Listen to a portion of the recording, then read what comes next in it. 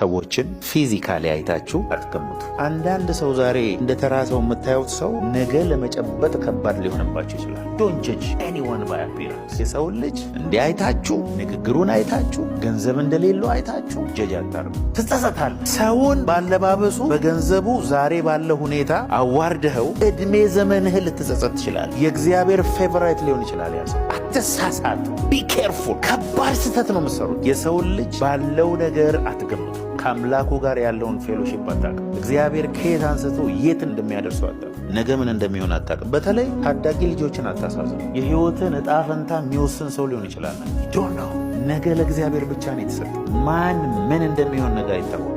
ዛሬ ላይ ሰውን ጀጅ አታርጉ። ሰው ፊትን ያያል፣ እግዚአብሔር ግን ልብን ያያል። ማንንም ሰው ንቀት አታሳዩ። በእድሜ ዘመን ሰውን ሁሉ እኩል ነው ማሰብ ያለበት።